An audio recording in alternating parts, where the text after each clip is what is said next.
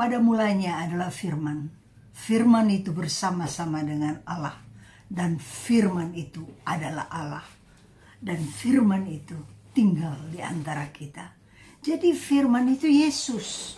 Dia sungguh-sungguh mau tinggal di antara kita. Dan firman itu sangat berkuasa.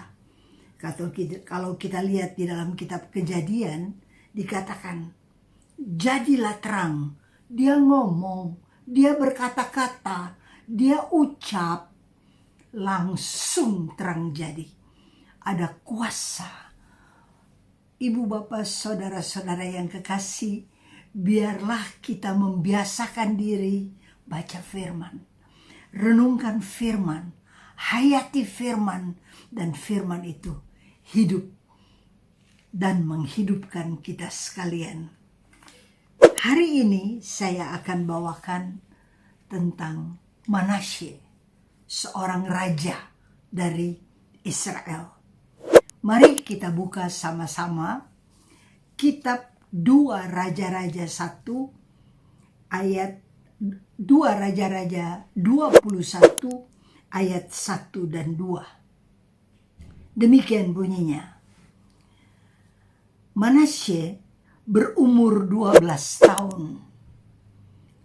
Pada waktu ia menjadi raja dan 55 tahun lamanya ia memerintah di Yerusalem.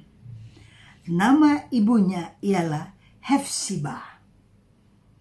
Ia melakukan apa yang jahat di mata Tuhan, sesuai dengan perbuatan keji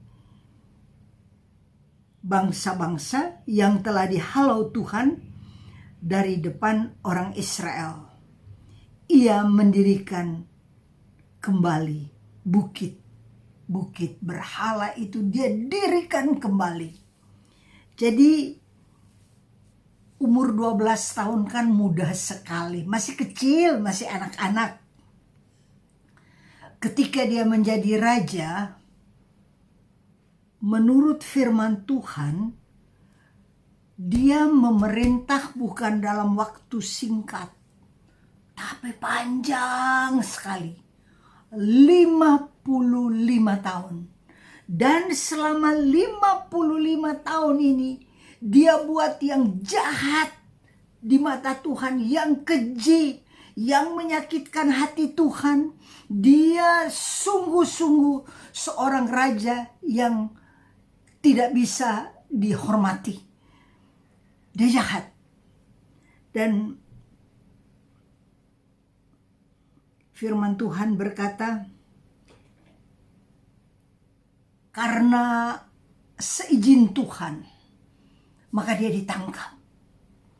Karena ada peperangan yang terjadi dan dia dibawa ke Babilonia. Kita lihat di dalam firman Tuhan 2 Tawarikh 33 ayat 12 berkata demikian. Dalam keadaan yang terdesak ini berusaha melunakkan hati Tuhan Allahnya. Ia sangat merendahkan diri di hadapan Allah nenek moyangnya dan berdoa kepadanya. Maka Tuhan mengabulkan doanya dan mendengarkan permohonan. Ia membawa kembali ke Yerusalem dan memulihkan kedudukannya sebagai raja, dan Manasye mengakui bahwa Tuhan itu Allah. Sekarang kita lihat seorang yang jahat selama 55 tahun, bukan cuman dia dirinya jahat, tapi dia ajak umatnya, dia ajak masyarakatnya, dia ajak rakyatnya juga berbuat jahat. Bayangkan di bait Allah dibuatnya patung-patung berhala, bukit-bukit yang sungguh menajiskan. Dia buat semuanya. Apa yang menyakitkan hati Tuhan itu dia buat. Dan satu waktu dia ditangkap. Karena peperangan terjadi, dia ditangkap, dia dibawa ke Babilonia. Ketika dia berada dalam kesesakan, ketika dia berada dalam kesulitan, ia ingat akan Allahnya yang pernah dia sembah dulu sebelum dia jadi raja. Dia ingat Allah nenek moyangnya. Kemudian di sini firman Tuhan berkata, dia coba melunakkan hati Tuhan. Ia sangat merendahkan diri di hadapan Allah nenek moyangnya. Dan dia berdoa. Dia berdoa dengan sungguh-sungguh. Maka Tuhan mengabulkan doanya dan mendengar permohonannya. Saudara bisa lihat betapa Allah itu kasihnya itu limpah pada Allah. Kalau kita saja mau merendahkan diri, datang kepada Dia, berdoa dengan hati, minta ampun untuk dosa, kesalahan, pemberontakan yang kita buat, kita sungguh-sungguh merendahkan diri di hadapan Tuhan. Sama seperti Manasye ini, dia berdoa dan berdoa. Dan Tuhan mendengarkan permohonannya. Bukan hanya itu, Tuhan bawa dia kembali ke Yerusalem dan memulihkan kedudukan sebagai raja. Mau apa lagi? Tuhan yang begitu baik. Dia yang menjadi raja yang jahat. Ketika dia buat kejahatan, dia buat kekejian, najis banget yang dia buat. Tapi ketika dia datang kepada Tuhan, dia merendahkan diri. Dia berdoa dari hati yang penuh pertobatan dan penyesalan. Apa yang dibuat Tuhan? Tuhan tidak berkata, kamu tuh udah 55 tahun kamu buat kejahatan. Kamu itu sudah bawa sekian banyak orang kepada kemurtatan. Firman Tuhan berkata, Tuhan tidak berkata demikian. Tapi dia ampuni Manasye. Untuk saya, aduh luar biasa. Tuhan ini murah hati, kasihnya limpah, nggak bisa kebayang. Dan dia kembalikan Manasye sebagai raja, dia kembalikan kedudukannya,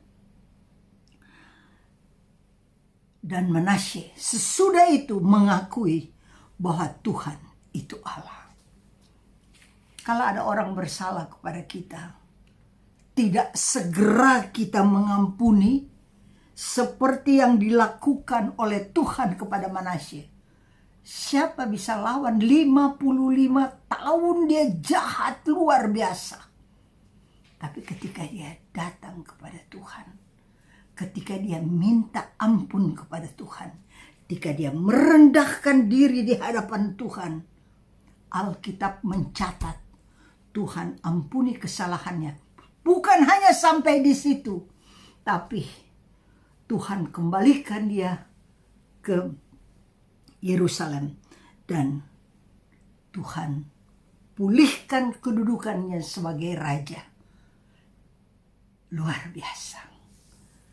Tuhan itu sangat murah hati. Kasihnya limpah. The Lord of abundance. God of abundance. Ada kelimpahan pada Tuhan yang tidak ada pada manusia. Kecuali kalau Tuhan perbaharui. Luar biasa. Saya dulu ada om saya suka bercerita tentang Manasye ini. Dia bilang di Israel itu tidak ada raja yang sejahat Manasye. Jadi saya ingat Manasye ini jahat sekali. Tapi orang yang terjahat, orang yang 55 tahun mengadakan kejahatan, kalau dia datang kepada Tuhan, pengampunan Tuhan berikan. The Lord of abundance sanggup mengampuni. Kita juga semua jahat. Ada kejahatan-kejahatan yang kita buat. Ada dosa-dosa yang kita buat. Ada kesalahan-kesalahan yang kita buat, tapi asal kita datang kepada Tuhan, minta ampun kepada Dia, kepada Allah yang penuh kuasa, Dia sanggup memulihkan kita dan Dia sanggup mengembalikan posisi kita. Puji nama Tuhan. Biar kita renungkan, Allah yang kita sembah adalah Allah yang penuh belas kasihan dan penuh kasih. Mari sama-sama kita lihat lagi, ada satu tokoh di dalam kitab suci, Samson. Di dalam kitab Hakim 13 ayat 5 berkata demikian. Sebab engkau mengandung dan melahirkan seorang anak laki-laki, kepalanya tak akan kena pisau cukur, sebab sejak dari kandungan ibunya, anak itu akan menjadi seorang nazir Allah. Dan dengan dia akan mulai penyelamatan orang Israel dari tangan orang Filistin. Jadi kalau kita lihat, setiap kita, Tuhan punya rencana dalam hidup. Bagi Samson, Tuhan punya rencana yang luar biasa besar. Dari sejak kandungan, kitab suci berkata, dia adalah seorang nazir Allah. Tapi ada syarat yang telah dikatakan kepada ibunya. Rambutnya tidak boleh kena pisau cukur. Karena dia dipersiapkan untuk penyelamatan orang Israel dari tangan orang Filistin. Orang Filistin menguasai Israel, jadi harus ada penyelamat datang. Maka Samson dipersiapkan. Tapi Samson ini kalau kita lihat pada ayat 6 berkata demikian. Kemudian perempuan itu datang kepada suaminya dan berkata, telah datang kepadaku seorang abdi Allah yang rupanya sebagai rupa malaikat, amat menakutkan. Tidak kutanya dari mana datangnya, dan tidak juga diberitahukannya namanya kepadaku. Jadi mamanya cerita demikian kepada suaminya.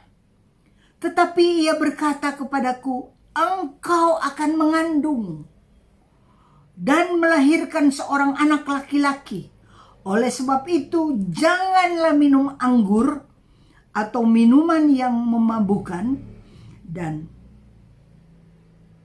janganlah akan makan sesuatu yang haram, sebab sejak dari kandungan ibunya sampai pada hari matinya, anak itu akan menjadi seorang nazir Allah.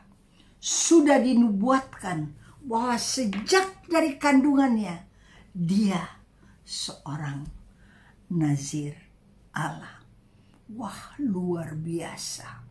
Rencana daripada Tuhan untuk Samson luar biasa. Ibunya mandul, jadi mujizat terjadi. Sehingga ibunya ini mengandung dan melahirkan. Dahsyat. Bagi Tuhan tidak ada yang mustahil. Kadangkala kita menghadapi sesuatu yang mandul, yang tidak mungkin, gak bakal terjadi deh. Tapi kalau Tuhan punya rencana, sesuatu yang mustahil ada dalam rencana Tuhan, maka dia bisa ubah dari mandul, dari tidak mungkin terjadi. Saya suka kagum melihat bagaimana Tuhan punya rencana, dan sering sekali para hamba Tuhan ini menghadapi perkara-perkara yang mustahil, menghadapi perkara-perkara yang sulit dimengerti.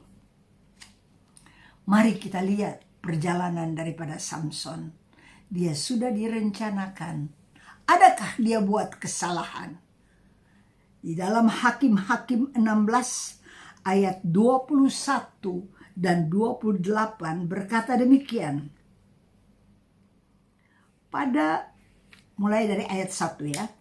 Pada suatu kali ketika Simson pergi ke Gaza, dilihatnya di sana seorang perempuan sundal lalu menghampiri dia. Bisa bayangkan, dia seorang nazir Allah, sangat diurapi, dipenuhi oleh Roh Kudus, mau dipakai oleh Tuhan untuk karya yang besar.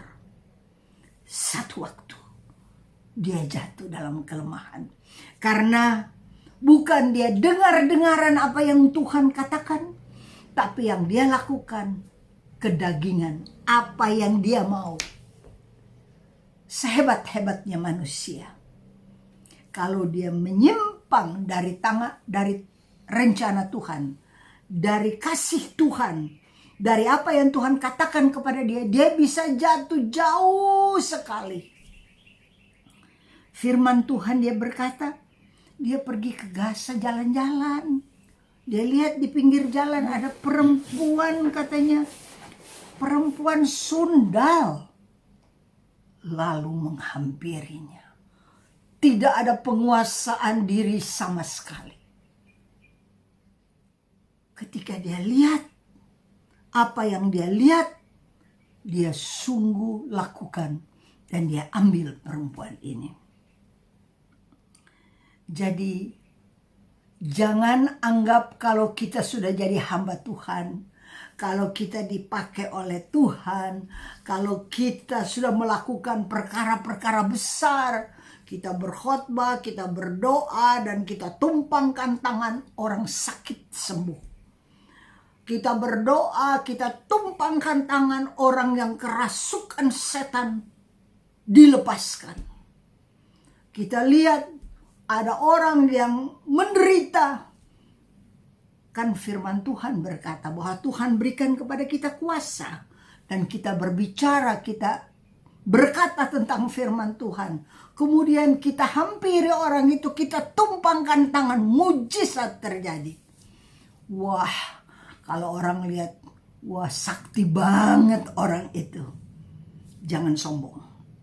Karena karunia-karunia itu dititipkan kepada kita, dipinjamkan kepada kita, bukan milik kita, tapi milik Tuhan, yang boleh dipakai hanya dengan satu maksud, nama Tuhan dipermuliakan, bukan untuk menyombongkan diri.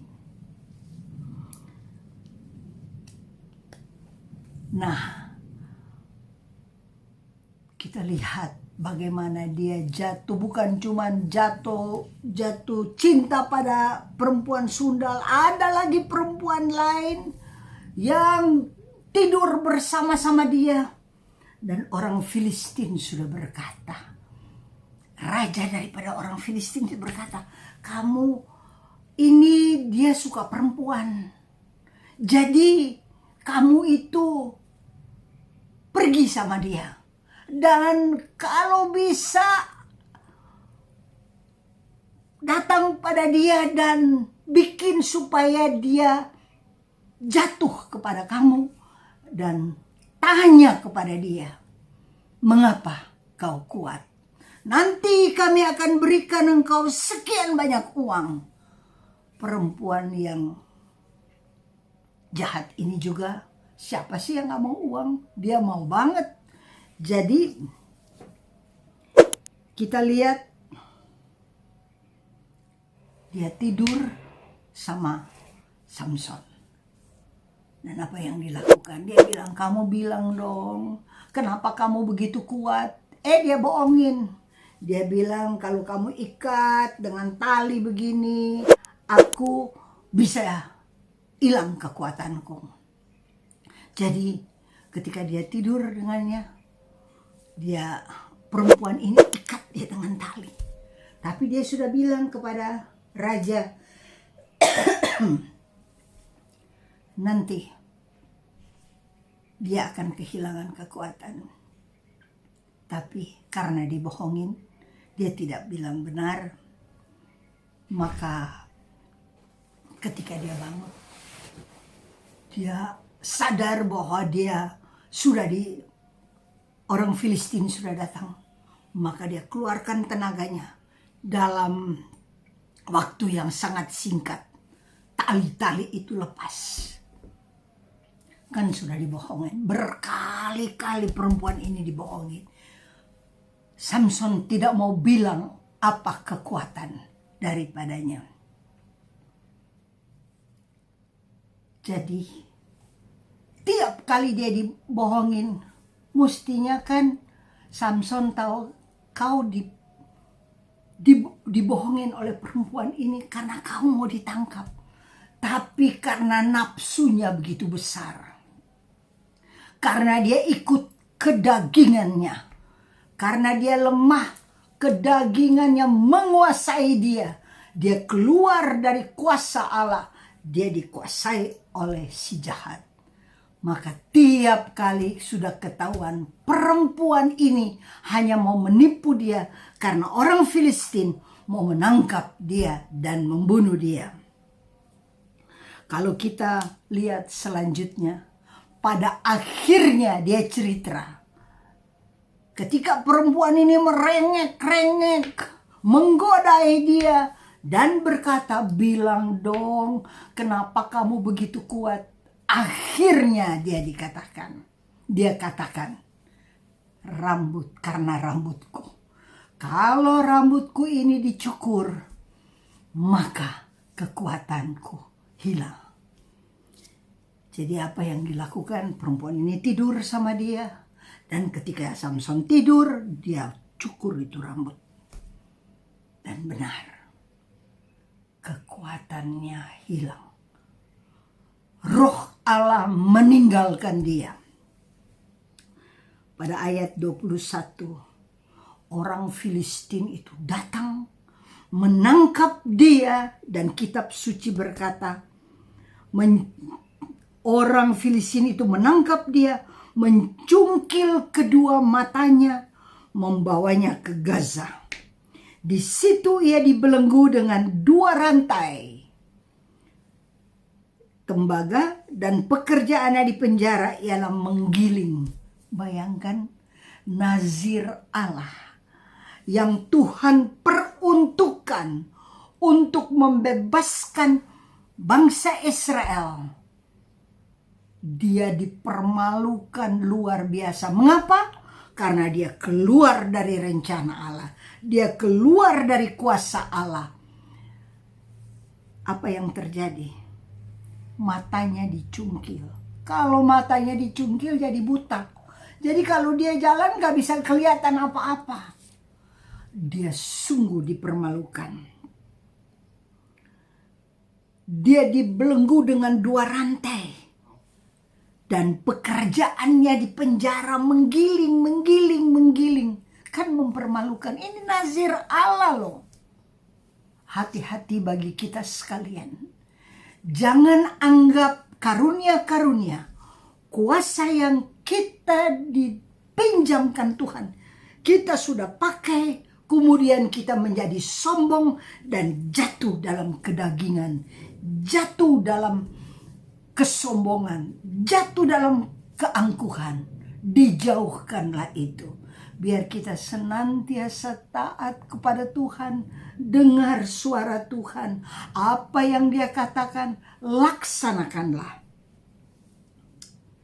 Pada ayat 28, kita lihat di dalam firman Tuhan. Berserulah Samson kepada Tuhan, katanya, ya Tuhan Allah, ingatlah kiranya kepadaku, buat aku kuat. Sekali ini saja. One more time. Ya Allah, supaya dengan satu pembalasan juga kubalaskan kedua mataku itu kepada orang Filistin. Jadi dia berdoa sama seperti Manasye. Ini Samson ini dia berdoa kepada Tuhan. minta kekuatan satu kali saja lagi. Matanya sudah buta, kekuatannya sudah tidak ada, tapi dia berdoa. Dia minta, kembalikan kepadaku kekuatan supaya aku dapat membalas, dan apa rencanamu untuk membunuh orang Filistin ini dapat kulakukan. Dia minta dengan sungguh-sungguh agar pada akhir daripada hidupnya, apa yang Tuhan rencanakan dia boleh laksanakan. Dan apa yang terjadi? Firman Tuhan berkata, dia dengan mata yang buta, dia sungguh-sungguh datang kepada Tuhan, dan kekuatan diberikannya kembali, dan dia membunuh saat itu lebih daripada waktu dia hidup. Kalau saya lihat dan renungkan firman Tuhan, the Lord of Abundance, dia pada saat pertobatan sungguh-sungguh terjadi, dia kembalikan, dia berikan kepada kita apa yang kita minta. Mari kita belajar berdoa sungguh-sungguh. Kalau kita berdoa, kita minta ampun kepada Tuhan untuk kesalahan-kesalahan yang kita buat.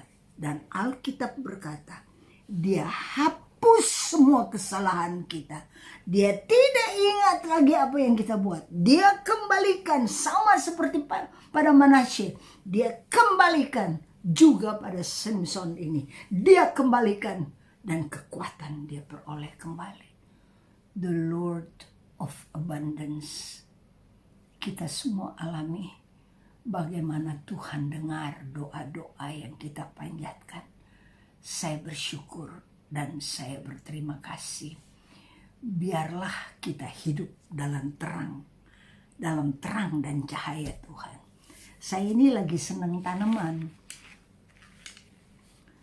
Nah, ada satu tanaman, beberapa saya punya di rumah, namanya lipstick. Tanaman ini bagus banget. Jadi pinggiran daripada daun itu merah banget. Tapi di tengahnya hijau. Kemudian karena mereka banyak dan ada yang tanaman besar, ada yang tanaman kecil, maka saya atur tanaman ini dekat tanaman besar. Ada satu pot saya taruh dekat tanaman besar. Tapi akibatnya karena tanaman besar itu kan daunnya gede begini. Jadi matahari yang harusnya tembus untuk tanaman yang lain nggak kena. Karena daun yang besar itu menutupi. Kemudian saya lihat, cuman satu pot aja yang tidak mendapat cahaya matahari, akibatnya merahnya meredup. Jadi saya tarik itu, taruh lagi kembali di matahari. Dari hari ke hari berubah dan merahnya kembali. Kadangkala kita berada di bayangan sehingga kemuliaan Tuhan yang Tuhan mau berikan kepada kita hilang. Yang tadinya diperuntukkan untuk kita supaya kita pancarkan kemuliaan Tuhan itu, tapi karena kita berada dalam bayangan. Bayangan apa? Bayangan ketakutan, bayangan kecemasan membuat kita tidak bisa tidur.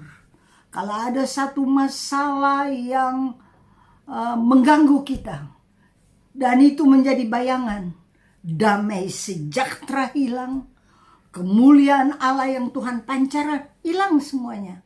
Karena kita hidup di dalam bayangan. Mari, jangan sampai kita dihalangi oleh bayangan ketakutan, kecemasan. Masa ini adalah masa pandemi. Masa COVID-19. Kalau kita buka medsos, ada yang meninggal, ada yang terpapar, ada yang sakit. Tiap hari ada. Saya ambil keputusan, saya nggak mau lagi baca-baca tentang itu. Karena soal COVID-19 kita semua udah tahu. Semua kita sudah tahu. Kalau nggak bisa napas, duduknya harus bagaimana, harus makan obat apa, harus kuat bagaimana. Ngapain kita bolak-balik baca-baca itu? Jadi belajar untuk mendengar kabar baik, kabar sukacita. Lebih banyak kabar baik yang harus kita dengar daripada kabar-kabar yang buruk, dan akhirnya kita hidup di dalam bayangan sehingga sukacita daripada Allah, kesehatan daripada Allah yang Dia berikan kepada kita, kita nggak nikmati karena kita pikir, aduh sebentar lagi COVID, sebentar lagi sakit. Kalau kita sedikit aja rasa batuk, aduh ini COVID barangkali.